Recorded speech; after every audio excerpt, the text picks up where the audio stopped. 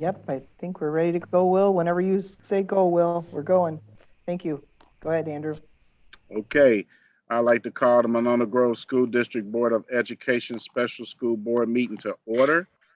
Has there been a declaration of public notice? Yes. Thank you.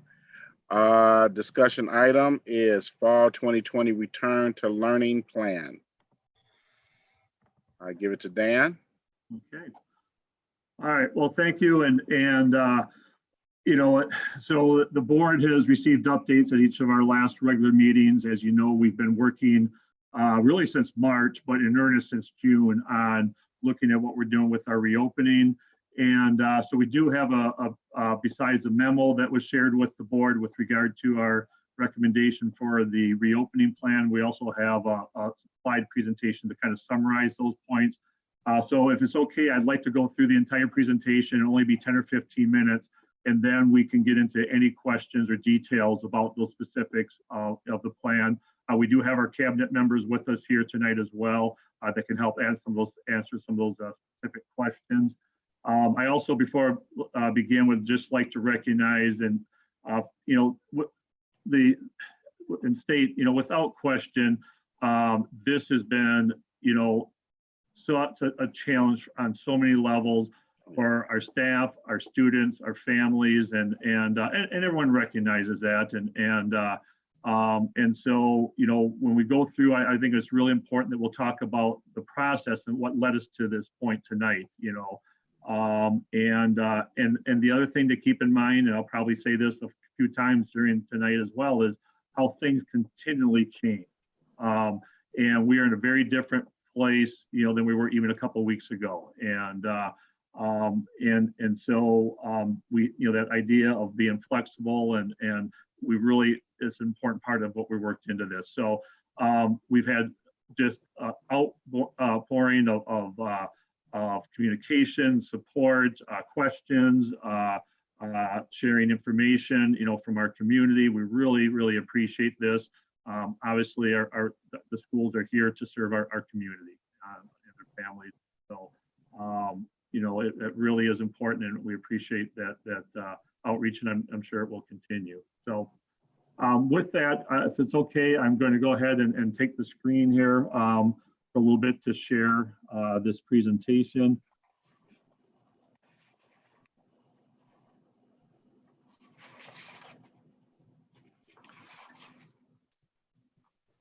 Okay, and these slides, for anyone that accesses publicly on our board docs as well, are available, to the public. And so I'm not just going to, read off of the slides. I'll just try to summarize again. Then we can get into, after we go through the key points, get into the, really the details and the things that the board would like to discuss and hear more about.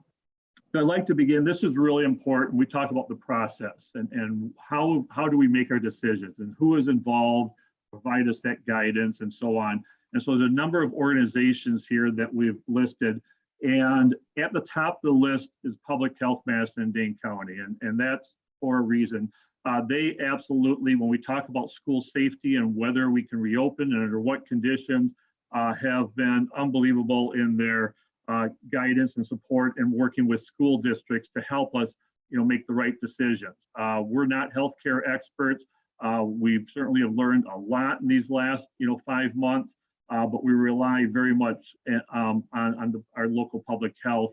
And so it's important to note that, back when the first school closing occurred in March, at that time, 3 times a week, the Dane County Emergency Management held briefings and meetings for all public entities, including school districts. And then in addition, Public Health of Madison-Dane County held their own briefings. And since May, they've been meeting with school officials in Dane County twice a week for briefing calls and check-ins. And a lot of it was not only them sharing information, but a lot of questions from school districts about, as we develop our plans, and they have been so responsive and trying to work with us. And so then in addition, I've been meeting with all of our Dane County superintendents as well since March, weekly, and there is, in addition at those meetings, a representative or more from Public Health Madison-Dane County to be part of every one of those planning meetings and give us the most up-to-date information. And so all the other organizations that are listed, and you're well aware that at the federal level, the Centers for Disease Control, the CDC, has put together guidance, and all of the guidance and requirements we're going to talk about specifically here in Dane County from Public Health certainly take into account that CDC guidance. And they've localized it for us based upon our situation here in Dane County and locally. So, so just a lot of information from a lot of organizations that have gone into this planning process. All right, and so most recently, okay, we talk a lot about what are guidance and what are requirements. At the federal level, CDC are guidance. At the state level, Department of Health Services, they have issued guidance.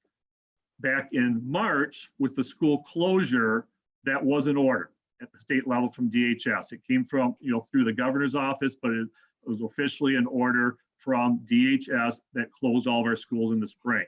Since that school closure order ended on June 30th, DHS has continued to work with Department of Public Instruction to provide guidance for school districts. And then most recently, Public Health Madison-Dane County has issued a specific order for K-12 schools.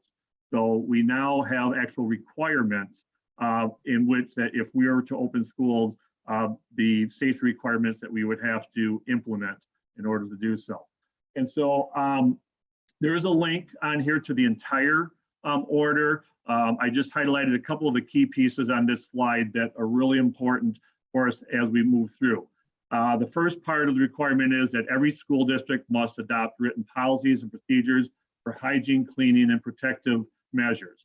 Now, even though school is closed right now, we do have a number of 12-month employees. Okay, all of our custodians work 12 months, a number of our clerical staff, some of our folks at the district level, our school administrators. And so we do have protective workplace rules that we are following that are not optional.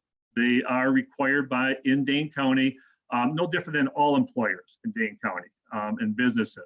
And so things like that we must have, we of course have the new face covering order that masks are required. We must maintain 6 feet physical distancing at all times. The only time our employees are allowed to take their mask off is if they're working in an office with closed door individually. Otherwise, we have a full mask order, and the expectation is to maintain the physical distancing at all times, as to every extent possible. And then our hygiene and cleaning plans as well that we have in place. Secondly, the other piece is that, with regard to should an outbreak occur, we have to have plans in place about how we're going to deal with that and so on. And so as far as the school reopening, all these things get extended to teachers and students. At this point, it's just, less than 100 people that we have in the district. And with all employees and students, we're talking about over 4,000 people that would be in our school building. Those same rules essentially would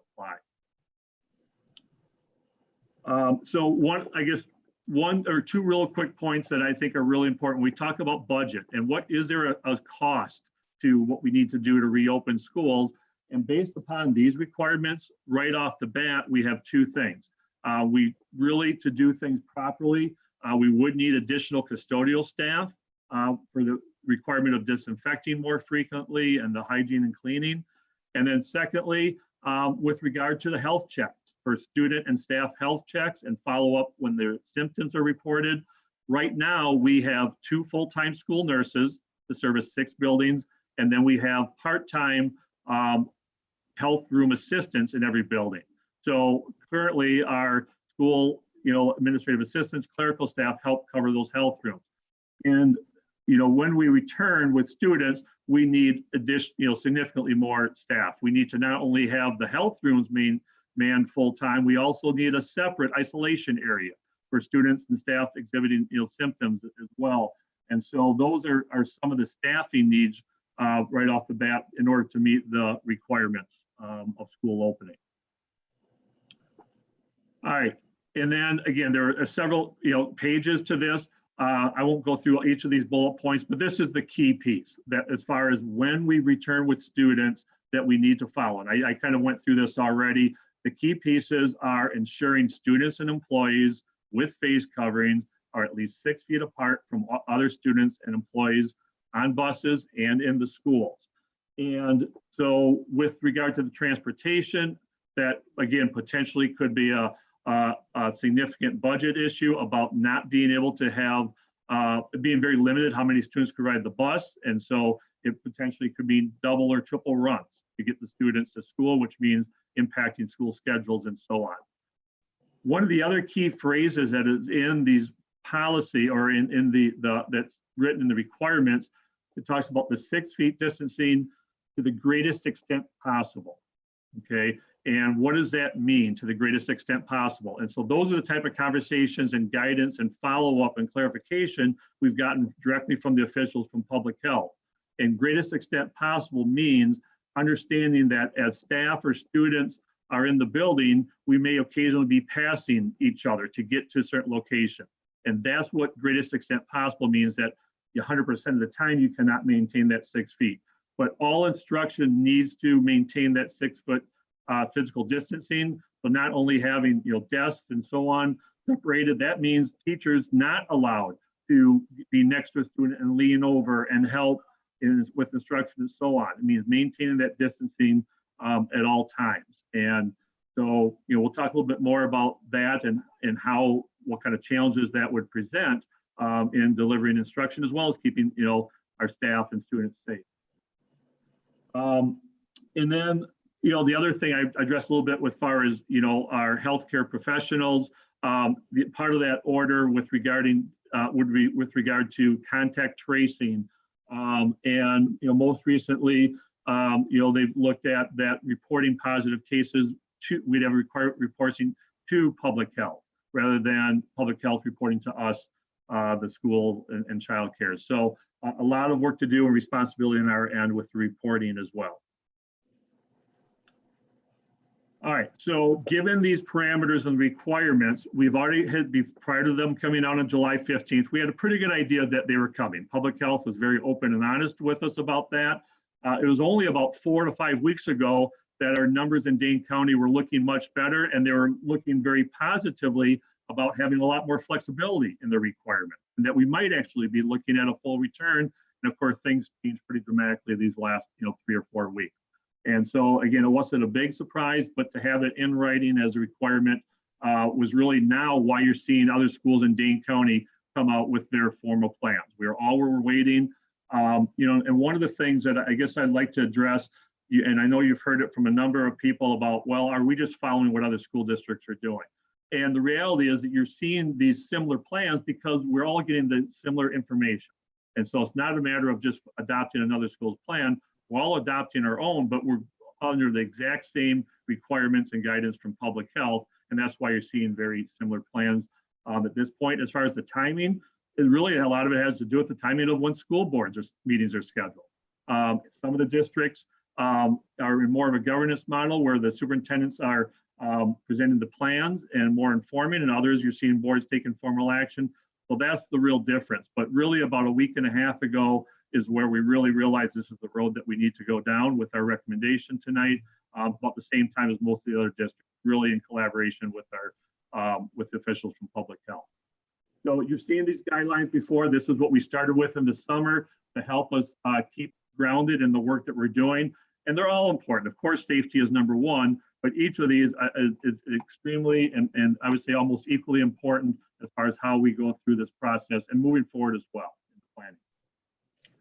All right, so in the planning process, again, I think that we reported out this a little bit more last month, but to be clear, through this summer month in June and July, we had a core planning team, and that was a small group of just our district level administrators and principals so that we could meet on a weekly basis just on check-ins, on where are we at with status, okay, what are we doing in the buildings, and how are we collaborating with other staff and teachers throughout the summer. And that second bullet point, a key next level has been with the building administrators working with their coordinators and leadership teams throughout feedback in all these areas. Surveys were part of the feedback. We did a virtual learning feedback survey with our parents at the beginning of June, based upon our virtual learning experience that we offered in the spring. And then most recently, this last week, we did a follow-up based upon the most, where we're at today. And really just to get an idea about where the parents were at and what they're thinking about their comfort level with the school plans and so on.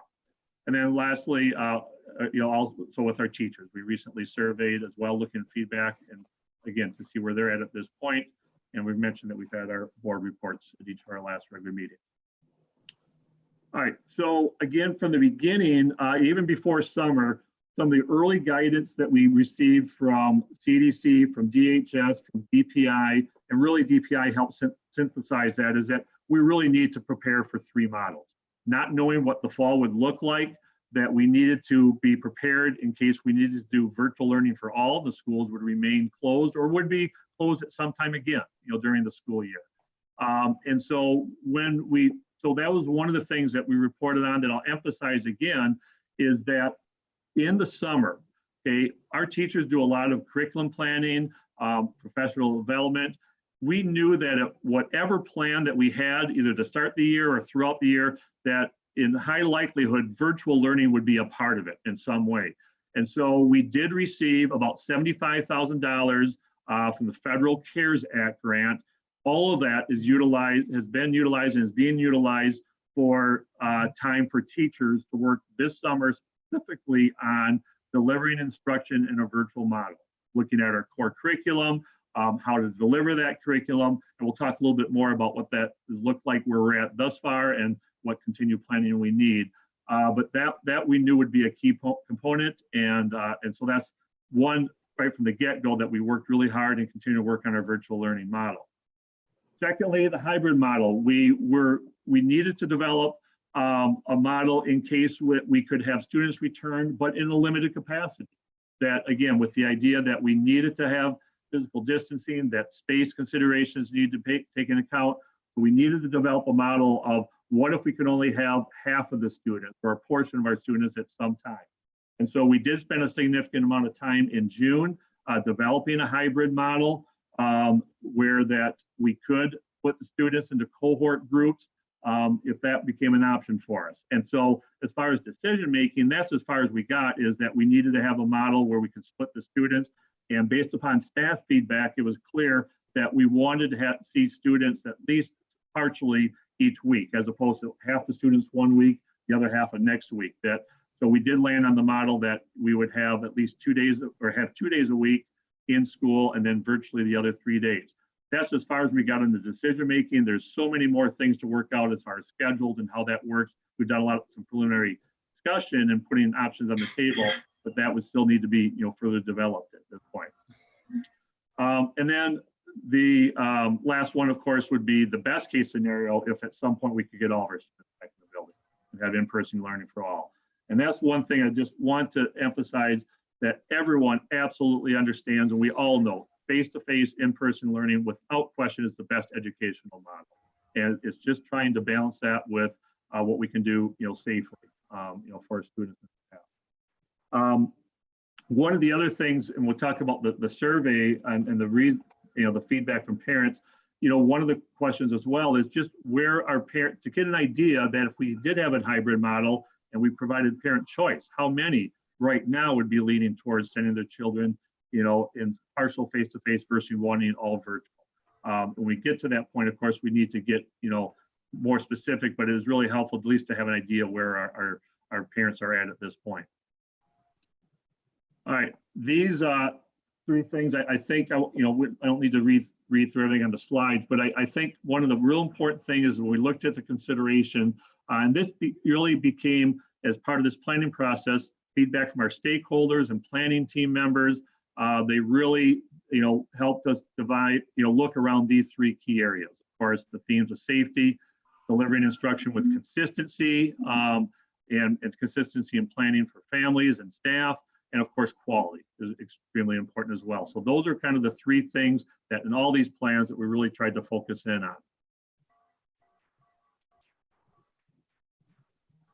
All right, so where we're at tonight, and basically, after looking at all the factors considered, we have determined at this time that we cannot safely or effectively open our schools using a hybrid model. That we hope that that will happen at some point, but with all the things that need to go into the planning and the safety, we feel we're not there at this time. And to help highlight that a little bit, as much as I said, we have a lot of teachers working this summer, okay, and doing a lot of volunteer hours, some things that we're able to pay for their time for curriculum development and training and so on. We also know that there's a lot of training that has to happen with regard to the safety precaution. I mentioned that we have the people that are working right now in the summer have all gone through the training about how we need to do things safely in our buildings. That same thing has to happen with not only for teachers and support staff for themselves, but then how they can be trained to do that with students. And teachers are not contracted to report until the last week in August, even though the vast majority of them are available and are able to do a lot of things throughout the summer. The real training on that can't happen until we have all staff available. And with 3 days, that is not enough time. A week is not enough time to put those sorts of plans in place. So we'll talk a little bit. At this point, the recommendation is to reevaluate after first quarter. That's also based upon the current, guidance and feedback we're getting from public health. We know they expect that we're with the Dane County numbers that we will see a spike when the UW students return. And then that gives us time not only to continually monitor and get the feedback from public health, but also to continue to further develop our hybrid model so that when we believe we can safely bring students on board, we are much more prepared. Our staff is much more confident and prepared that we have safety precautions in place. A lot of great questions about, how are we going to do this and that. A lot of that we need to rely on our staff to help us work through that as well. We know the things that we have to have in place, but how to do it and do it effectively, we really need our staff with us, and we don't get all of them back until the end of August.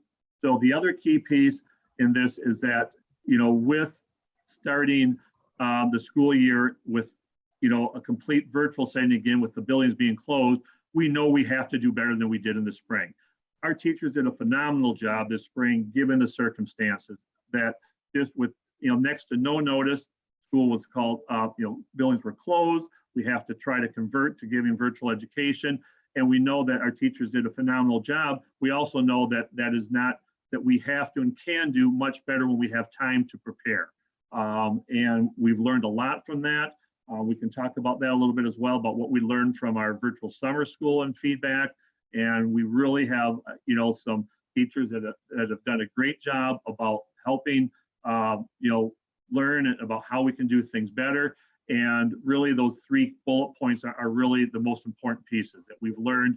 We've got to have synchronous instruction. That means live, real-time instruction. That's so much more important to be a part of the learning. We know that we have to have, some expectations with regard to attendance and participation. We're trying to be so flexible in the spring. I think it was the right decision, but we also know that we have to have, students engaged and we have to work through how we can do that. And of course, the social emotional piece. That is the one thing that is so hard that we've got to do a better job and look at how we can do that in that virtual world as well. And so here's some of the things that we have planned to help that happen. These are at a very high level. And again, I won't read through every one of the bullet points, but these are all really important things that we've learned thus far, things that we have planning in place, and then that we'll continue to work on here through August, as well as when teachers return at the end of August and September. Again, I think those are pretty self-explanatory. I will comment just on the last one, and we'll be able to speak to this a little bit about, are we going to be able to get some students, back on a limited term and gradually, as we try to get most or all. And that last bullet point, finalize any process to determine limited in-person instruction as necessary for students with disabilities or other students with specialized needs. We know that we have some students with significant needs that are not served well, or very difficult to serve at all in a virtual world. And so those would be the highest priority students. How can we safely have some sort of in-person interaction? Again, it starts with training staff and making sure that they're safe. And how can we do that as well to keep the students? and staff safe. So those are things that we know that we really need to work through. All right, near the end here. So with regard to our flow chart, this has changed quite a bit from what we shared last month. As far as the planning, we initially were following the public health guidelines or Dane County forward plan in their different phases. This has shifted now based upon the more stringent requirements we've recently gotten from public health.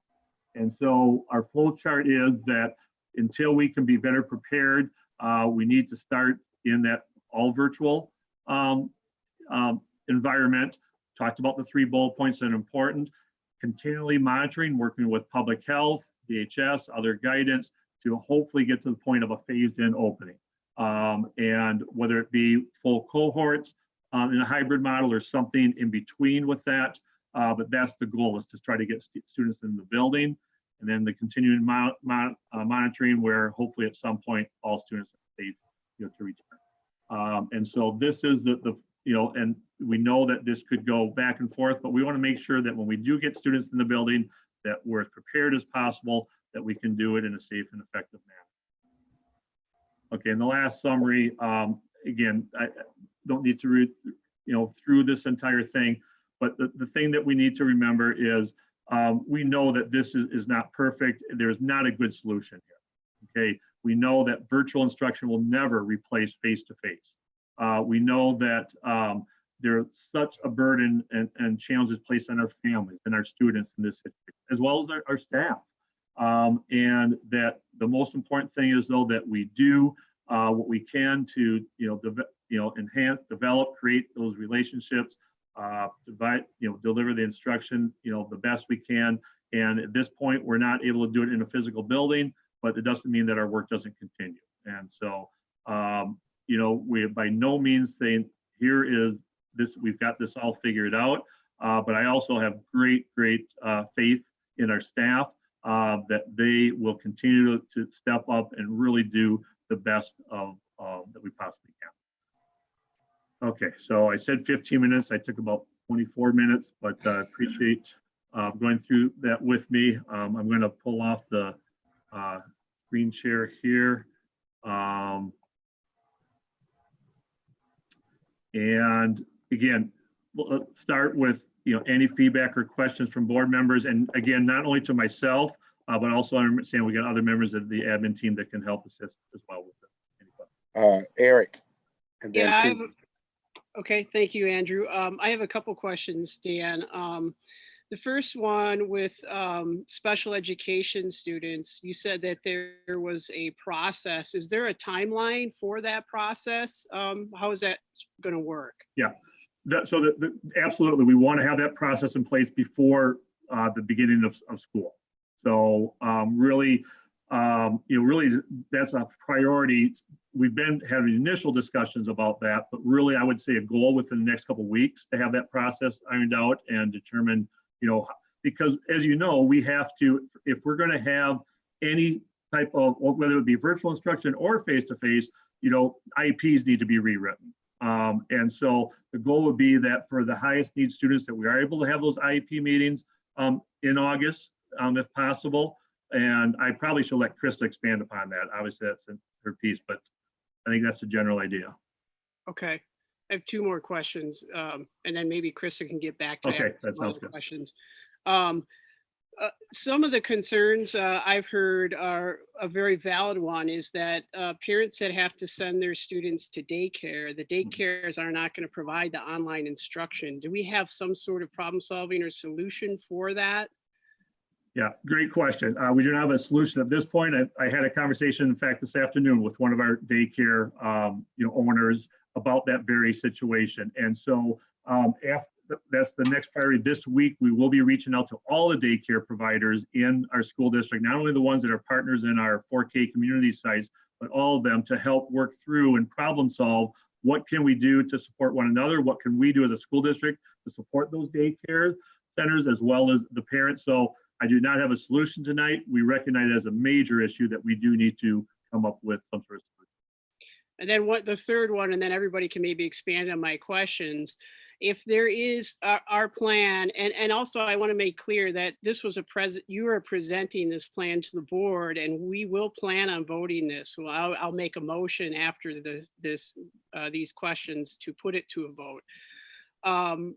Regarding the sports, if there's no in-person learning, what will be the plan for our fall sports teams like football and Right. soccer, Yep. etc.? Yep, great question. So at this point, there also are specific requirements from public health specific to sports programs. And so at this point, all competitions for what are considered medium and high-risk sports are prohibited in Dane County. And then as far as being able to practice, we have very strict guidelines and requirements in place as well with regard to the gathering rule of no more than 25 outdoors, physically distanced at all time, no more than 10 indoors, physically distanced. Those apply to our sports teams. Essentially, that means we cannot have any sports at this time. We haven't made that official notification. The only thing that would change is if something changed in the requirements from public health. They've assured us that's not going to happen between now and the school year. So one of the reasons that we haven't had any official announcement yet is, first of all, of course, the school piece that we're just asked to come first tonight. Secondly, there was a meeting this afternoon with the Badger Conference athletic directors. One of the challenges that we have is there are 16 schools in the Badger Conference, but only 6 are in Dane County. And so the 6 schools in Dane County have the requirements in place. We're essentially shut down. The schools outside of Dane County at this point are still going to try to make a go of it with the fall season. And so I would expect that this week, likely as either individually or as a cohort group in Dane County, will come out and basically make that announcement. Okay, I will come back later after other board members get a chance to ask some questions. Thank you, Dan. Okay. Susan Manning.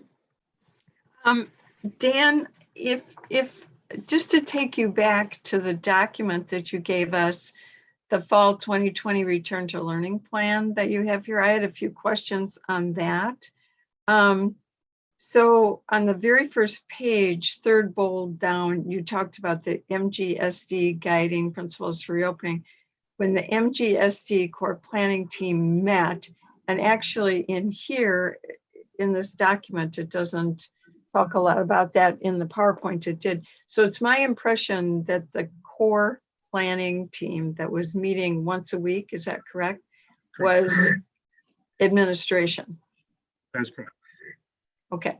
And then they were then to reach out to specific teaching staff?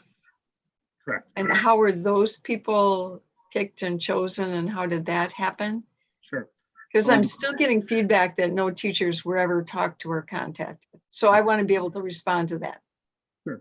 So depending on what part of the plans that we were working on, principals had regular contact with their leadership teams or their coordinators in the building. In some cases, the entire staff were surveyed. For instance, when we were looking at the hybrid models, every teacher was contacted by their principal for feedback on that. We also had our work group where Lisa Hype led a group of teachers in helping develop and looking at what are the things we need to look at in the hybrid model. And that was primarily with teachers in that group as well. And so they're in various stages, of depending on which plans or what part of the piece we're looking at. Dan, for the group of teachers that were working with Lisa, how big was that and how representative was that from the other buildings? Sure, there was representation from every building. So all of our TOSAs and instructional coaches were part of that team. Some of our classroom teachers, as well as our new teacher mentors, part of that. Okay, and then within that section, you are talking about MGSD guiding principles for reopening plan number 5. We will seek feedback from teachers, staff, families, and students. When is that a piece of the process, and what's your process for doing that? Sure. Well, again, it's been varied depending on what part of the plan that we were working on. So As I mentioned, it was depending on what we're looking at, the part on the hybrid model, on on the virtual learning piece. The teachers have been very much involved with that. We've had 2 parent surveys as well as then informal feedback. So again, it continues to be throughout the process and will continue to be. Okay, and it says, and students. Right. So at this point, in the summer work, there hasn't been a lot of student involvement.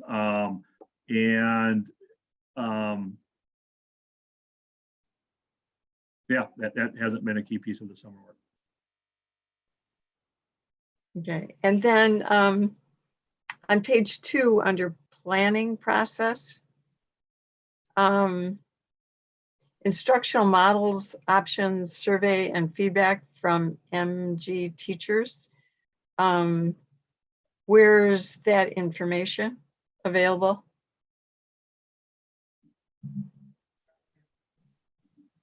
I'm not following. It's page 2 under the planning process, 1, 2, 3, 4th bullet. Instructional model options, survey and feedback from MG teachers. Mhm. The team met and provided feedback, ideas, and insights that were critical to decision making. Where's this information? Right. Well, the teacher surveys you have access to. Yes. Okay. And then it was those work groups and team meetings that helped develop and inform this plan. Okay, so there's no written information available on that piece. Okay.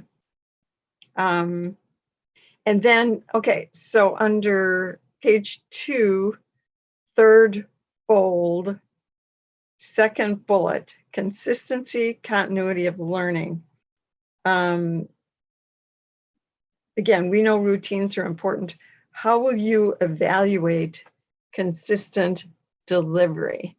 And kind of, you talked to me about that on the phone. I think it's really important for the community to hear about that, because I think in the spring programming, there was a significant struggle with consistent validation that certain events were occurring between the teachers and the students, like check-ins and things like that.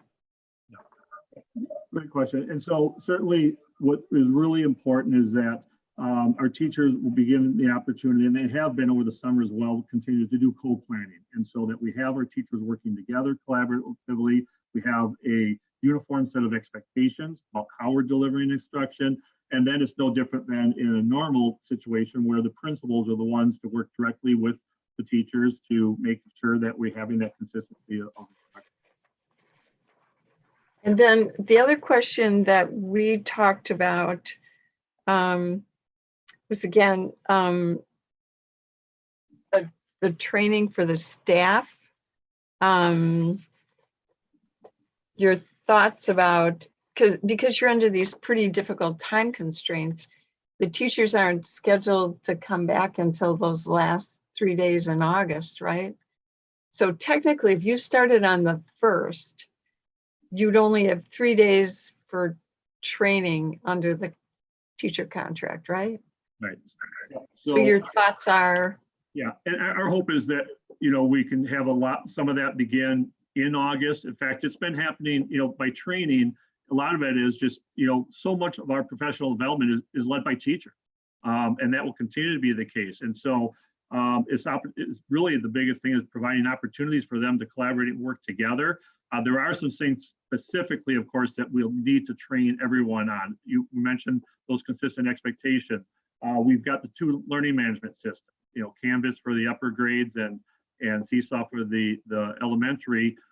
Again, we've got some teacher experts in those areas, and we also have some teachers that it's new to that we need to train. And so hopefully a lot of that training can happen in the summer, and then the ones that aren't able to participate on that, without question, we have to find time early on, in the school year. And it'll continue on, into the time, even while teaching occurs, we'll still continue to learn, from one another and improve.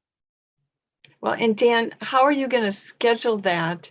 And then the thing that I think is really important, because sometimes we have information gaps here, I think it's really important that you report back to the board the time involved in the training and the what you're using to train the staff? Yeah, absolutely. And I think, there's no doubt, I mean, at a minimum, every regular board meeting, there'll be updates and so on, and probably, more than that. And and I don't know if we, when we get into some of the detail, again, some of the things I mentioned at a broad level, Lisa and Krista and the team are working on and have some things, some, ideas about how it might work. Some things might even been, decided about how we might do that. So if you'd like more specifics, we can get into that also. I think the community would really, some of the feedback as it's becoming more clear that we have to go back virtually is what a struggle the spring time was. And it was a struggle for everybody. There's no question, for the kids, for the teachers, for that kind of thing. So understanding you have time constraints this summer in terms of the teacher contract, for me as a board member, it's going to be really important as I communicate with the community to know what training, what days you're planning on doing that, and what training you're planning to do. Not just teacher collaboration, I know that, and they're really good at that, but what are you going to be using to train teachers to be comfortable teaching virtually? Yeah. And those schedules are still being worked on. But to report out to us, is that Absolutely. becomes one? Okay. Susan Fox.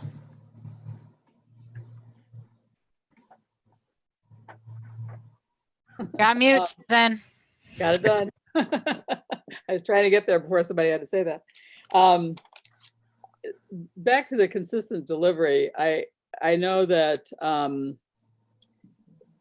one thing, well, actually, before I get to that, I think one thing that's important for parents to understand is really what the hybrid class would look like. Even if we get to that at some later point, that it would really not look like a regular in-person class, that you really would have all children sitting at desks 6 feet apart with masks on. And this includes 5-year-olds who are used to being able to move around a lot and sit in circles and that whole thing. That wouldn't be happening. They'd be at desks with their teacher 6 feet away. You did allude to the fact that teachers can't come over and lean down and help them. They have to be 6 feet away. Food for lunch coming into the classroom, lots of water bottles provided because we can't use drinking fountains. Recess with only their classroom cohort, with only their classroom equipment. In other words, there would not be a lot of social activity that people might be expecting when they come back. And I know I was at a virtual all-day conference Friday with the Public Education Network, and in one of the panels, there was a lot of discussion from various districts around the state of these kinds of issues. And one school psychologist pointed out that, when you talk about mental health issues, that is not necessarily well served by that kind of hybrid situation for the youngest of kids. Because it is so different from what they're used to. And I know in talking with my own daughter who teaches a pre-K through grade 8, she brought that up independently of her own school, already thinking ahead to this, that it's such a different experience. So I think that's important for people to think about who may be disappointed if we don't jump right into that. But getting the consistent delivery, the training is, and the comfort level with the technology certainly is key to that. Also key, it seems to me, are scheduling, that there needs to be almost like a regular kind of master schedule so that kids don't have a meeting with their science teacher at the same time as their language arts teacher, for example, in a given school. So that'd be one thing I'm assuming we're going to work on. Another, talking about social emotional learning, I guess I was thinking, and I mentioned this to you earlier, that given that we have homerooms at the elementary school, we also have teacher advisories at the middle school and high school. And I was just wondering if those periods couldn't be scheduled for at least maybe 3 times a week for 20 minutes, maybe a half hour, but even 20 minutes, just for a check-in. How are you doing? How are things going? Does anybody have any concerns? Anybody have any trouble? Just to follow up. And teachers are savvy enough to see if there's a student who's not talking, or there's something, they can maybe draw them out, maybe give them an extra phone call, something just to check in. So that's one thing. And then for the consistency and delivery, I know you had talked about that Sun Prairie is actually requiring all their teachers to teach from their classrooms. So the teacher, and I know you had talked about recommending that here, and I'm wondering whether there could even be some guidelines that we expect a certain amount of that, just because some of the experiences were where teachers were teaching from home and their own kids were disrupting the, and that's hard. I mean, all parents who are working from home are experiencing this. So I get that, but I'm just wanting us to think hard about that and about whether there's a way to have a minimum expectation of time spent in the classroom for the virtual teaching, so that there is that kind of consistency. I think that was probably most. I'm sure I might have a whole list here, but those were some major things. Oh, and one other thing I had, and this came from a parent, and this maybe is a Lisa question. Wondering, again, just in terms of social contact, but whether a grade level, if there might normally, teachers are teaching the same classes, but they're on their own schedules. They might be roughly similar, but not. They don't go in lockstep.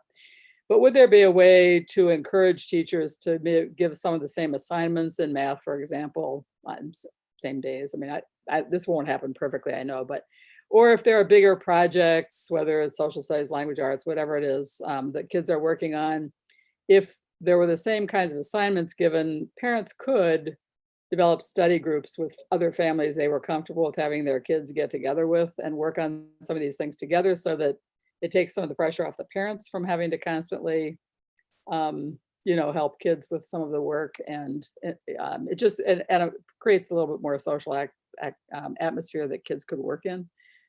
That's just a thought. I don't know. Do you have any thought about that, Lisa? Whether that's a practical kind of? Yeah. So thank you for asking that question. The teachers will still be either by grade level or course doing some common planning. So it will be actually less probably individualized by teachers, the type of assignments that are going out to students, and more consistent by grade level or by course team.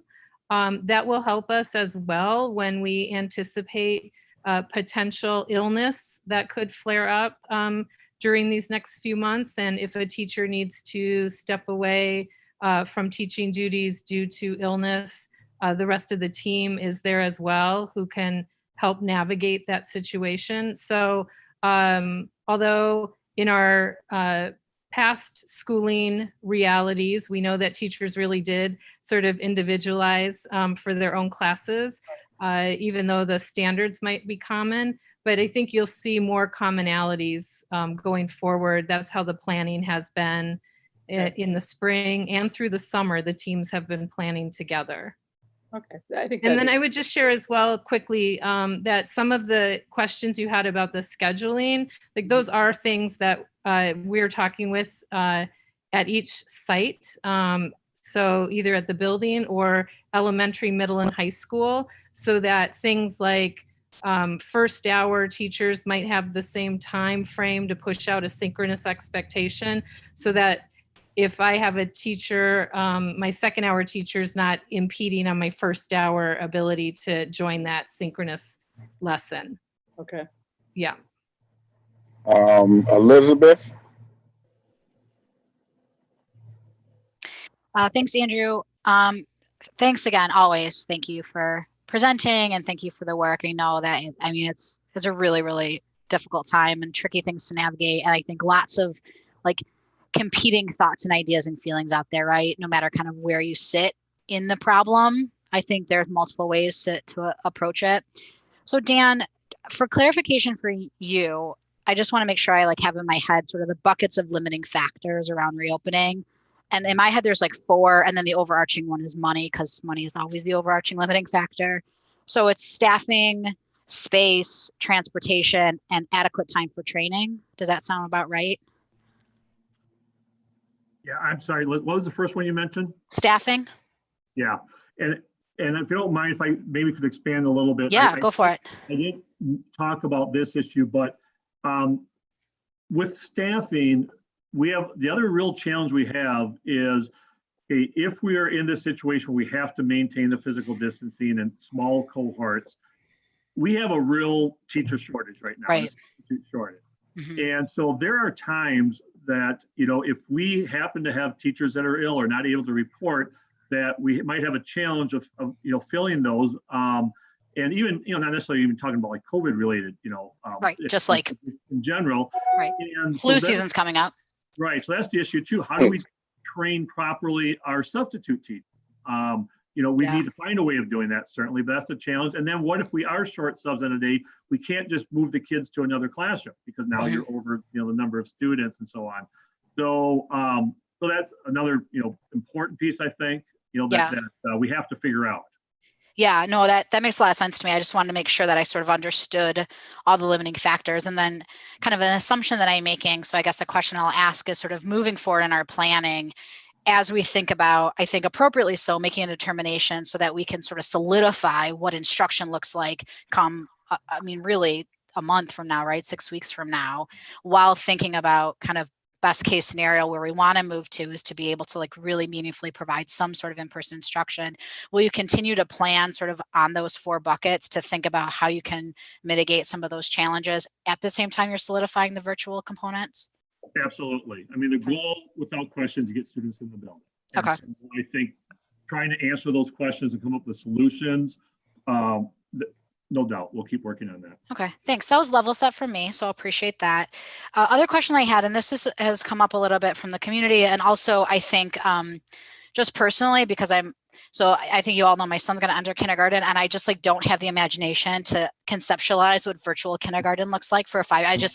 I believe you all that you can make it great, and I cannot make that leap. Like my brain doesn't work that way. So a wondering I have is, in your planning, have you discussed or thought about kind of how to differentiate kind of developmentally? So could we do a hybrid or an in-person for the littles and maybe not necessarily for middle school or high school kids? And if so, can you just talk a little bit about that discussion and how you came to the determination that it's sort of all K-12? Right. So the initial planning was as you described, all K-12. Most recently, we are starting to have discussions about maybe that's not the way to go, and it might make sense to try to look at younger students first. First of all, in the instructional piece, and again, Lisa could probably speak to this better than I, but we all know how important reading instruction is. Yeah. Great. And so that is a priority, but just the challenge as well, as you mentioned, with the younger ones and virtually. That was a conversation last week with the folks from public health, that at this point, there appears that there may be some evidence of less transmission with younger kids. Might it be safer to have younger students? So they were certainly not ready to say, yes, we should move forward with that, but certainly that has got to be an idea on the table, that we can't just say, okay, this is the way we're going to go, because I think that if we could make that work, that has to be something we have to explore. And I will add just sort of commentary. I appreciate that, Dan. Thank you for that kind of more up-to-date piece on that. And I know that the research is coming out a little bit, at least preliminarily, although I feel like in the world of COVID research, it's hard to know like exactly where things land in ground. My personal experience, specifically as it relates to masking and distancing, is that 5-year-olds are definitely capable of it. All of them, no, certainly, like with everything, right? There's a spectrum of, sort of really able to adhere, and then challenges around adhering. But for what it's worth, I've been pleasantly surprised at how relatively simple and straightforward it's been to be like, oh, you wear your mask and that's what you do, and you stay distant from folks. And I know certainly, my son and his friends are experiencing that and not feeling strange about it. So for what it's worth, N of 1, there it is. All right. 2 more questions and then I'm done. Krista, in regards to the students with disabilities, I really appreciated seeing that on there. Are you thinking only students who are eligible for special education services? Are you thinking students that have like other kinds of potential needs, or students who are at risk, or kind of do you have a sense of kind of where's the line there? Sure. And as Dan said, that's kind of a priority planning area, and we'd love to think big, but I like to think of it sort of in phases too. I think we have some priority needs we might need to consider. And then, once you start unpacking all of the variables that come into play, when you start bringing any students into a building, it's it's certainly like we have our ideas and our thoughts of where we want to be, and then we've got to like prioritize that safety umbrella for Yeah. everyone involved. And I think that will unfold and it'll start to make sense. And I think even to Eric's point earlier, I think what I wanted to say is I think we have to have some time to let this emphasis on, this expanded virtual learning. Like this is different. It's not going to be what it was in the spring. So just like we are with all students, think like taking some time to focus on really making that accessible and meaningful for even more and more students than we were able to do in the spring.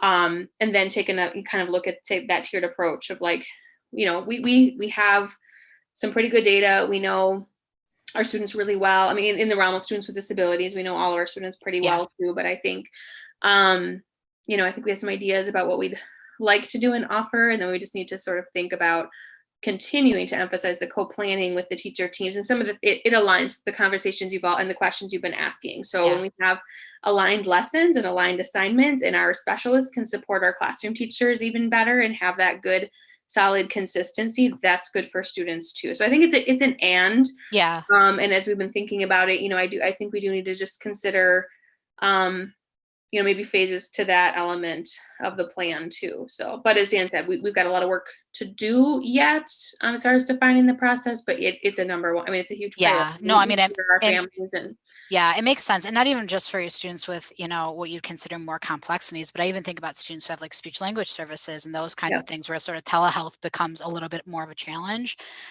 versus sort of other sorts of service areas where telehealth may not be, as impactful to FAPE.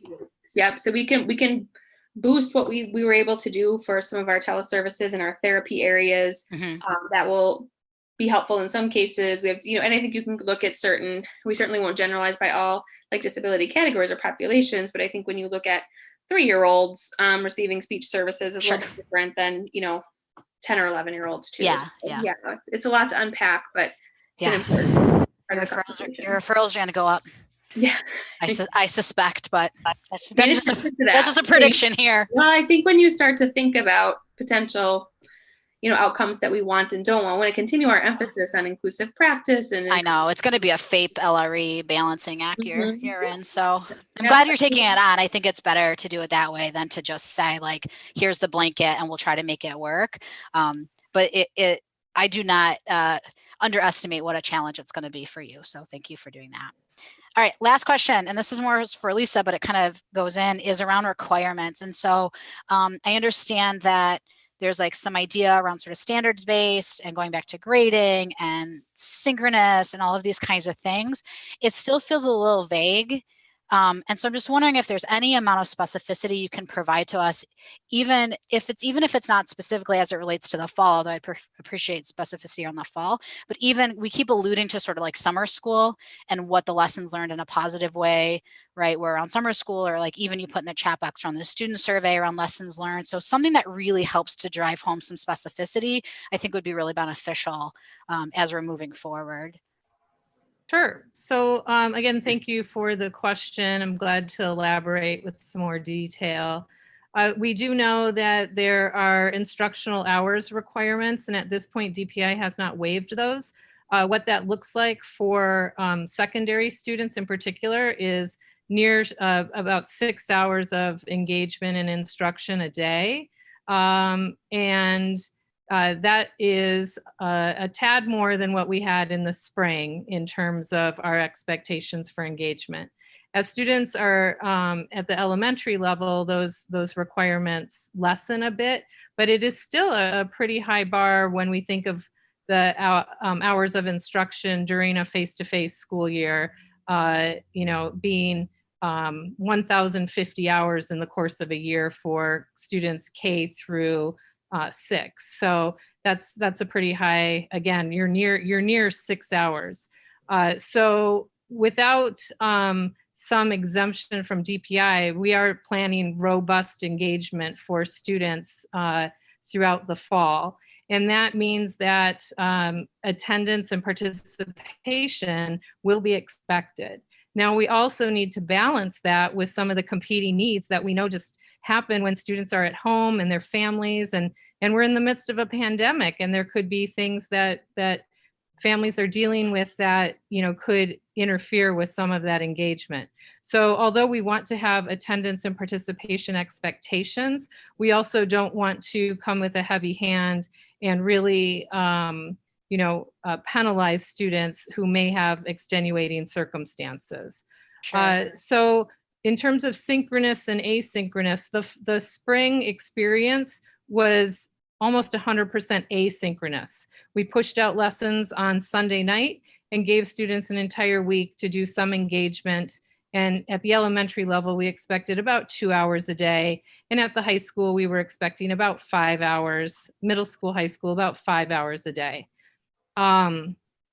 We know that's really hard for families and students to maintain that kind of engagement without set schedules. So we will be looking at creating like daily schedules for students.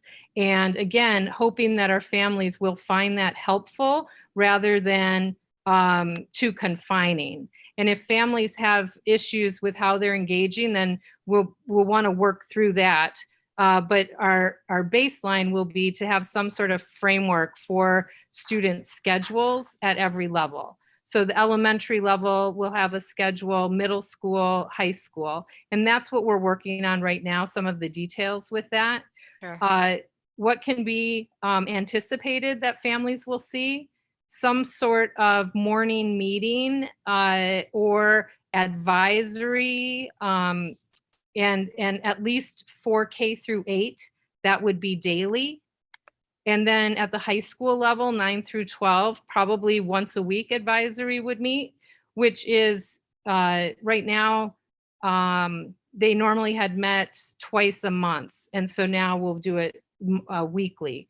In terms of actual classwork, every content area or course at the secondary level, we're expecting they'll have some synchronous component.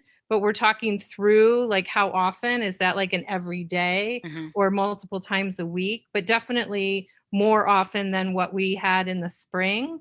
Okay. And then at the elementary level, again, the content areas might not always be siloed into ELA, math, science. So there might be some interdisciplinary things, but definitely we would expecting some synchronous launching of lessons. So the teachers would be like launching that lesson with their students and allowing some in-person question and answer before the students were maybe to go asynchronously and engage in that learning. So that's maybe a start of some ideas of the specific schedules that we're working on. That's really helpful. Thank you. And also, did you enjoy my real-time moment of working and parenting at the same time? So there it is. So apologize for that. Handled beautifully. Thanks. Well, and I think, this is the last thing that I'll say, and sort of I'll yield the rest of my time, as it were. But I do think that once I think everyone sort of settles into kind of this is sort of what it is. It's not ideal. We've got this idea about how we're going to push back to in person. There are some silver linings potentially, right? Like this idea around sort of more integrated academics, right, is kind of an interesting one to explore. Focus on social emotional health and learning really explicitly, particularly at the secondary levels where it may not be as kind of forward facing as it is at the elementary levels. I think about differentiation too, and is it easier to differentiate when kids can kind of slide in and out of different types of synchronous or asynchronous learning opportunities? Does that feel different than if you're sort of tied to a particular place? So I think there's a lot of potential for good stuff to happen too, in addition to, I think, the reality, to your point, Dan, that like it'll be hard, it'll be different, and certainly like being face to face with a highly qualified educator is the ideal circumstance. So I think that I trust you all to do the best that you can. I think, Dan, you got our best thinkers on it. And so I appreciate that aspect of it. And I just look forward to kind of continuously hearing and then refining what we're doing. So we're always staying focused on high quality, equitable instruction, so that our kids are moving forward in the way that we want them to. Okay, Lorraine? Yes, I want to thank you all for all the hard work and effort that you have put into all of this planning. I know it hasn't been easy for you. So I have some questions regarding equity, and Lisa, you kind of addressed some of my first question. And I'm glad to hear that there is going to be some flexibility for students that are struggling.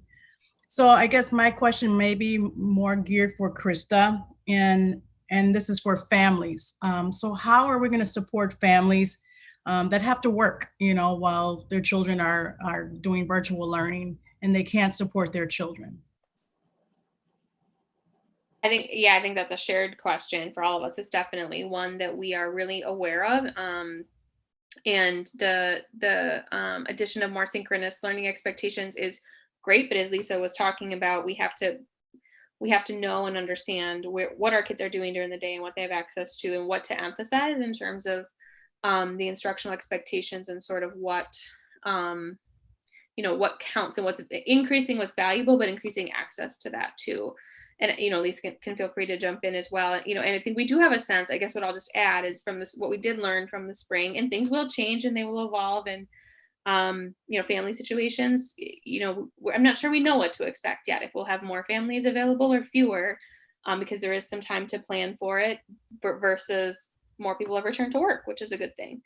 But what we were able to put in place were some communication systems for families, whether it was, from a student services lens, a chance for parents to reach out and ask for some specific support, or just be aware.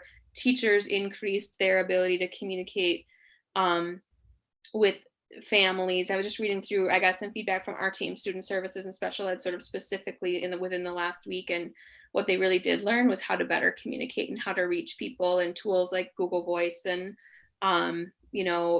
we've got people asking, what else can we do? So we've gotten better at these things. What else can we do? It's really just sort of knowing those situations, and then just like we would in a school year in a non-emergency situation, kind of tailoring our response and using our problem-solving teams and minds to come up with a response that helps meet a student's needs. So instead of not waiting for a quarter or 30 days, or to allow something to not go well, kind of jumping in and using our teachers and specialists to really problem solve. So it's kind of talking around it, but I think we know people are really hyper vigilant and aware that people are going to have different circumstances, and we want to make it as equitable as possible. So Krista, what should a parent do? Should they reach out to you? Should they reach out to the teacher if that's a concern? I think those relationships with the teachers, and that's the teachers, and then their student services team in the building, their administrators in the building. You kind of gotta have your core team of people. So it's never too early to reach out and make a connection, especially because students are going to have new teachers. And I think that's something we've, our teachers have given us this feedback. It's going to be different. You didn't have 6 months to form a relationship with your students and families, but that is an emphasis. The part of the expanded, or the improvements on virtual learning, really focused on building those connections and using that time to truly make those connections and get to know your students, your families, what challenges they might be up against, and then what their strengths are, and kind of tailoring that to make a plan for those students. But I would say that the teachers and your student services teams are going to be great resources in the building as well. And then of course, we're all here to problem solve, as needed as well. Thanks. The next question I have is, there's going to be some families that have financial constraints, and they may not have access to the internet. How will we ensure that everyone has access? I can take a little bit to that, Lisa, you too. I think that's actually one of our successes from the spring, is we did, and I followed up with Shelby Steele, our student services and equity coordinator, really kind of helped us manage the hotspot delivery and coordination this spring. And we just kind of checked in, and we were able to respond and provide that support for anyone who made a request or needed it, or kind of communicate that was available. We will continue to do that. And I asked just kind of, and Lisa, you may know more from Casey too, but just about the success rate of that. And honestly, it's with a few exceptions. We've got some trickier areas out in Cottage Grove or like surrounding areas. It really seemed like there were minimal feedback. There were some setup pieces and getting it going. But once the folks had those, it really did allow for access to the internet. So like I said, Lisa, feel free to add anything you want to that, but I do think that was something, and we plan to do something similar again and make that available and widely known and communicated. So for us and in our area, it seemed to work. The mobile hotspots that Krista's describing, we were able to provide that for any family that requested. And hopefully, we'll just continue to publicize the fact that those are available for families. Also, the state, through the Department of Public Instruction, is looking to provide some financial assistance, if not outright grants, for some in-home Wi-Fi setups. So that is something that I think the state is trying to help provide, again, for not just Monona Grove families, but throughout the state, as people are trying to come to terms with how to continue to educate students during this remote learning. Great. And then my last question is around students of color. So there's an achievement gap right now. And now with virtual learning, how do we ensure that that gap doesn't even get bigger? Well, some of our planning specifically around curriculum that is more responsive to students' needs through our UDL, or Universal Design for Learning. I think that is continued work that will happen. So for all students, whether you're face-to-face or virtual, if you have some choice and some ownership in how you show what you know, versus just I have to comply with the way that a teacher designed this. And it's hard for teachers to, think of all the range of students and design appropriate assessments for every student. They have to do it in partnership with kids in a lot of ways, through having those conversations about how students can best learn. And then also in co-planning, they get to talk with other staff who know students well. And so the more we can offer that range of opportunities for students to present their learning in ways that work to their strengths, and those are all valid, right? It's not like one is privileged over another. They all are hitting the same learning target, but just maybe not in the exact same way. And that's a shift that we've been undertaking for the last few years. And so that work will continue, both, again, in a virtual model or in a face-to-face model. And I think our staff really has been leaning into that universal design for learning work, and really trying to leverage that so that students can find their successful ways to learning targets. So that would be one thing that I think is going to be helpful in this environment. And then I also would say that just the continued work, we are doing our curriculum review and renewal work in content areas still. So math was being looked at this year. And again, there are a lot of equity questions that come up around math instruction. And so we're really looking at how we're continuing to engage students, how they are, the conceptual understanding, and really getting to like the whys behind math are so important, more so than just being procedurally fluent. And again, like that's a tough shift in education for math, but that firmer foundation, understanding the why behind some of the math knowledge, helps all students. And so that work will continue as well. And then I'll say some of the texts that we're using, or having teachers really think about the diversity of representation in their curriculum materials, that work is ongoing.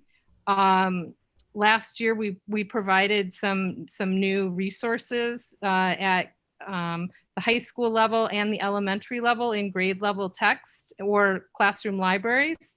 And so we're looking to continue to do that. Again, students, it's that notion of windows and mirrors, and students seeing themselves and students seeing others, and seeing positive representations of themselves and others in the text that we're providing. So again, that's ongoing work as well. So it's not an easy answer, it's ongoing work, but I think whether it's virtual or face-to-face, those same desires to see all of our students thrive and do well still is at the forefront. So will we do check-ins to make sure that we're going in the right direction in that area? with staff and students. So the staff obviously is engaged in the work. And so they're looking at like their lesson development and how students are performing when they have their assessment results and or just in-class engagement. But also then with some of the materials, staff can see firsthand when they're using certain materials, again, what students are responding to. And I just think that it has been a bit of a culture shift the last few years in how we're thinking about equity in instruction, and trying to give staff the support they need and the materials they need to be able to reach their range of learners. And also, how do you balance that when you're tied to standard expectations in learning? So it's still like the learning target is the same for all, but how we get there can be different and varied so that students can find their path. And that's just like difficult work to navigate. But our staff, like I said, they're not questioning the goal, they're leaning into it. And we're just trying to provide continued resources and conversation around that equity work. I appreciate your answer. Thank you, Lisa. Peter. Thank you. Thanks, Dan, for this and all this work. I understand, actually, with this initial decision to start 100% virtual, there's been a lot of good questions about that, and I kind of want to shift gears to the next step. As you said yourself, we would all like to be in schools face-to-face, and a lot of parents would like to see that too. And when I look at the gating criteria, which, for example, the Badger bounce back or the criteria suggested by the epidemiologists at Harvard, Dane County we're going in the right direction to getting to a point where we can safely reopen. And I suspect that we will be at that point sometime during this fall semester. Knock on wood, everything goes well. We'll be at the point where if we do things right, we can open in the fall. We can reopen at least a hybrid model, something. We can start doing something face to face. And I think we should do what we can to make that happen as soon as we can safely do it under the conditions that are best done. And so you have a plan how we're going to begin the fall. What's the plan for how we're going to end the fall? And I suspect that that's not well developed, right? Yeah, but it's a great question, and I will. You absolutely nailed it. That has to continue to be a high priority. So the way I would look at it is, right now we're under as restrictive as we're going to have, short of public health saying mandating we close school. Mm-hmm. The conditions of the physical distancing and so on. So I think we need to continue to work under those parameters.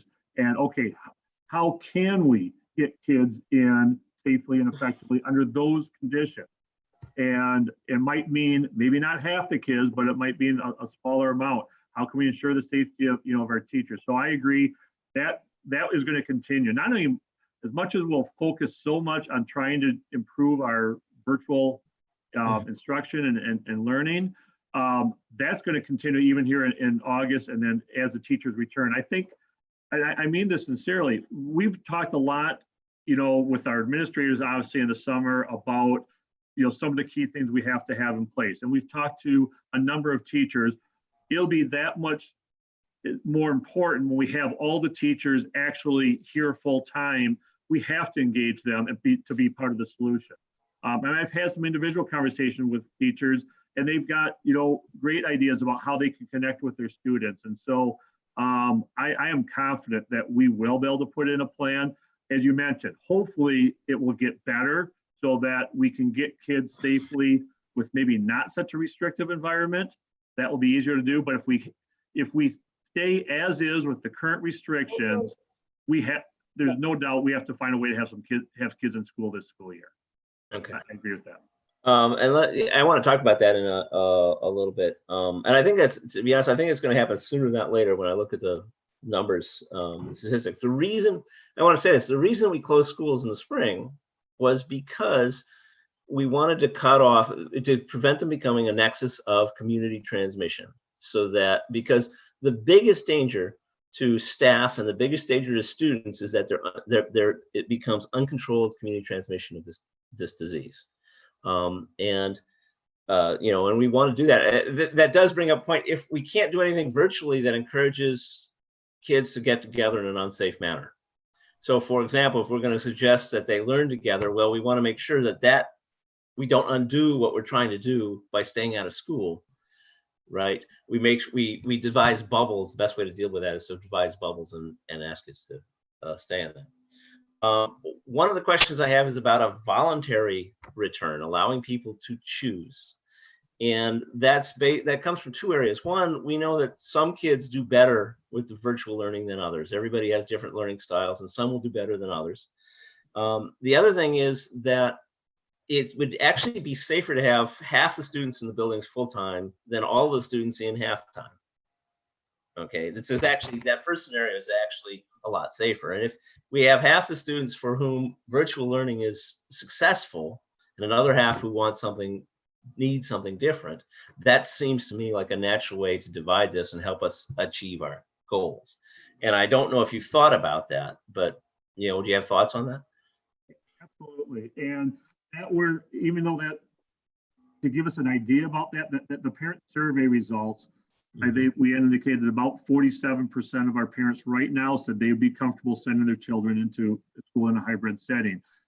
As we continue to develop that, I agree. If that were kind of the cutoff, that we had half that would opt in and the other half, opt for fully virtual, that would change things. And the challenge is, of course, is if you have complete parent opt-in, and it's more like 60 or 70% want opt-in, that makes that challenge. But no doubt that I think as we go along, and we need to continue to have that feedback from parents about where they're at with their comfort level and their choice. To me, whatever plan we have, I really think it's important. Choice is part of that. Yeah.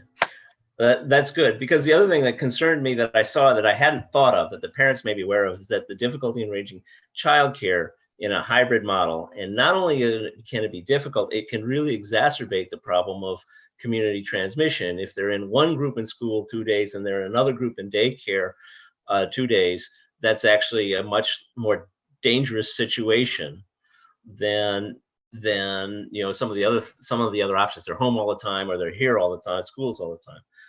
And I think that certainly is worth finding a way if we can accommodate. I want to encourage very much engaging the teachers in discussing how we go forward and how we be safe in the schools, because it's going to depend on them and their buy-in to the activities, what we're doing is going to be extremely important. As Elizabeth pointed out, and this data is pretty solid, children, particularly prepubescent children, are much lower risk of transmitting this disease. And one of the things we want to watch, one of the things that's clear, a teacher interacting with another teacher is a greater risk to that teacher than interacting with 10 students in the classroom. And so it will be very important to put in place measures in the schools that allows the teachers to operate, staying distant from one another and protected from one another. That means, to be honest, I look at these numbers, there can't be a teacher's lounge. For example, we're going to have to look at things like that enable the teachers to stay distant from each other, because that's actually one of the significant risk points, is that a teacher brings into the school and it goes that way rather than for the students. It's something that we're going to have to worry about. Question: we talked about resources, and I want to ask about Fund 80 in terms of helping provide these resources. For example, if we had nurses funded from Fund 80 and they could offer a service to every child in the district, not just our students, I think that would meet the criteria for Fund 80. And if that service was screening, they come into our schools and they provide screening for students, and they also provide screening for anybody in the community somehow that wants it. I think that would be a very valuable service to the community. And we could do that. And I wanted to think creatively about using Fund 80 to do that. My understanding is that question has been floated around, but I look at that and I'm okay with it. if you think it'll fly by. Jared can give the, Is the more editor, yeah. technical answer to that. Right. I agree. Fund 80, everyone's aware, community service fund, that is something that when funding and revenue becomes an issue, we always look at, and I think more recently, of course, is probably higher emphasis. So even back to, you're right, the healthcare need is huge, but kind of back to Lorraine's question earlier as well about supporting needy families. I mean, we do have some positions in the district that are community engagement, specialists. Might we need more of those folks that are willing to and able to help reach out, to our families if it's community related, and we can, have it on a community service fund, no doubt. So we have to look at that more closely. So I guess I agree that that needs to be an option. I'll let Jared speak to how feasible and criteria and all that sort of thing. Yep. So just like a lot of the other options and ideas that we continue to look at as a district, Fund 80 is being explored in very detailed areas. We're working with DPI to ensure that we understand their expectations, working with our auditors. And the key of Fund 80 or the Community Service Fund, that it has to be open to everybody in our school district boundaries. Doesn't mean they have to be individuals that are attending school or going to school with Monona Grove, or they might be an elderly couple. But the other part of it is they can only serve individuals that live in our boundaries. So sometimes that becomes a challenging if you're going to hook up with an agency, like say we wanted to work with Dane County, we have to ensure that they're only serving individuals within our school district. However, there's a lot of possibilities, and even extending that farther to provide food. Fund 80 is used for even wraparound childcare opportunities for families that cannot afford it. So we are looking at multiple different areas, and this is just another one of those areas. So as we continue to explore over the next week or so, we have a list of ideas into our auditors to get a better idea of what they would accept. There is a decision-making tree process that we have to follow through, and obviously it will come back to the board because you as the board members have to be okay with it. And then we work with DPI and the auditors. But definitely Fund 80 is an area that I think many times is untapped, especially in a situation where there's a pandemic or a community area. The school district is one of those common areas of our community. It's the one and only thing that is the same in both communities. It doesn't matter if you're in Cottage Grove, the village of Cottage Grove, the town of Cottage Grove, city of Monona, we are one school district. And so as Dan even talked about, even outside of COVID-19, but how can we even continue the conversation about equity and access to all of our families, not even the ones that are even just attending our school district, but families that don't have students at school age care, or even individuals that are outside of our school age care, side of the aged out, they're working individuals. So we are exploring all those areas as well. Okay. Thank you, Dan. The one thing I'm hoping that soon we can start seeing outlines of what you're planning for reopening and how we step into that. So we can discuss those and the options going forward. I think we need to plan that. Like I said, we need to plan that sooner rather than later. Thank you. Eric? Yeah, thank you, everybody. And I just want to say thank you to all the teachers and the administrative team and the other board members and the parents in the community. And I think this is an incredibly trying time for us, but I also don't want us to forget our students. And I'd like to acknowledge, the voice of some students. We received a letter from Lily Severson, and I'm going to add my own daughter in this, that to not underestimate the importance of face-to-face student-teacher learning and peer social interaction, and how incredibly important the public schools are to our students in the district. And it provides a safe place, a fun place, and a very valuable learning environment. And I think that we all need to work very hard here, the entire district and community, to try to get these schools reopened safely as soon as possible. I don't think there's anybody wants to make a decision to learn online, but we need to do everything we can to make that the most positive experience temporarily until we can get these reopened, because there's no good decisions here. that we're going to make. So I just don't want to forget the student's voice in this, because I think that it's important. I have not talked to a student, my neighbors, my own daughter, who doesn't want to go to school. And I know I don't think I would have ever thought that, but even the high schoolers in my neighborhood are missing sports and practice, and the excitement and nervousness that comes when school starts and seeing their friends again, and it's just a tough time. So Thank you, Susan Fox. I just have a couple more things. Looking at hybrid paths or bringing kids in one way or another. I think the other thing that it's going to be important to keep in mind is aligning teachers with that as well, because I think having teachers try to do both in person and online is just not realistic. There just aren't enough hours in the day for them to do that. So I think that's another thing. And so it might mean, at a point, if we get to a point where we can do some hybrid, and some parents are still choosing virtual, that we might have to realign classes with teachers. That's just another thing to think about, I think. And the other thing I just wanted to ask is this for this virtual opening, thinking of start times, we've always talked a lot about our start times. It seems to me like this might be a good opportunity for middle and high school to start them a little bit later, like more like 9 o'clock, which is better for them. And we never can do that during the school year because of sports and transportation, all that stuff. So I hope we give some thought to that now, just because that's better for most of those kids. That was just another thought. Yeah, I agree, Susan. I haven't been part of that conversation. I don't know if we've talked about that. We certainly will. Okay, and the other thing I'll just add, I just want to clarify something I said earlier, the question about our athletics. We know at this time we can't, compete in our fall seasons. There is an idea out there of a possible option of holding fall sports in the spring. If that is an option, of course, we would explore it. I mean, give kids an opportunity. I don't know how likely that is. Just wanted to clarify that, everything is on the table if it can, for if it'll be good for kids. So. Peter? One other thing is we start to go back. Have you given thought to how you might accommodate teachers that are at higher risk?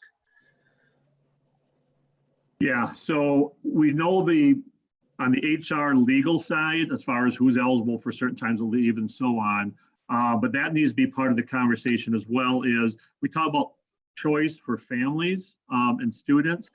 Ideally, I would like to be able to, if we're going to be in this combined world some way, is to have some choice for teachers as well. And when we surveyed teachers about their current, comfort level and safety and so on, about a quarter of our teachers were, right now say, yeah, I feel safe if we had to come back, today. And I think the idea of having those conversations about, okay, what might that look like, again, to get students in sooner than later, and being able to hopefully accommodate, the teachers that do have the health risks. So that we don't have a final answer, but that certainly is a goal, be flexible for our staff as well. I would want to comment that it's not whether the individual feels safe or not that's important. It is that we have to design a process that does not create an issue with community transmission, and that's the important thing, because again, that's the real danger to the kids and the teachers and all of us, is uncontrolled community transmission. Yeah, that's an important point, and I probably didn't say that very well. I agree, and the staff, we want them all to feel safe and make sure, and part of that is trusting that we have good procedures in place, and that is a key piece. Points well taken.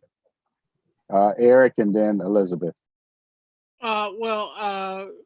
Why don't you let Elizabeth go? Because I was going to make a motion. So let's let Elizabeth go, and then I'll make a motion after her.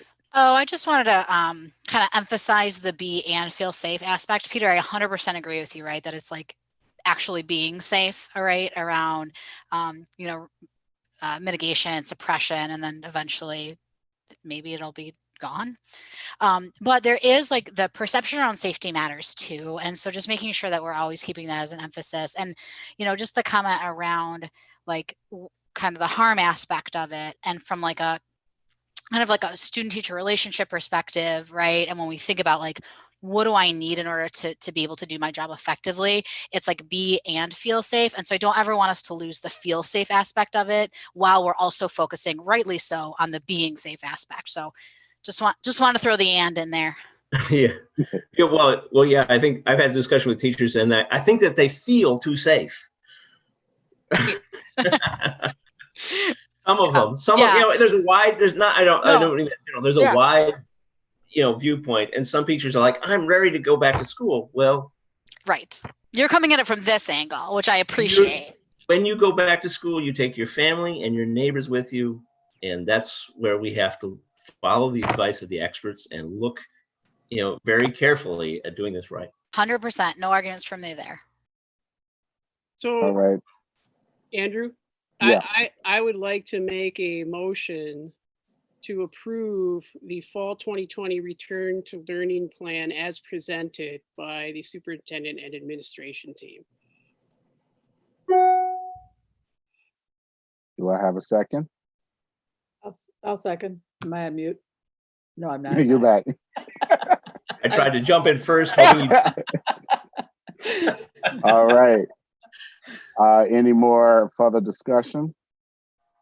I would only add that this is going to be a constantly changing thing, and that just to remind the public and everybody that our main goal is to reopen as soon as possible.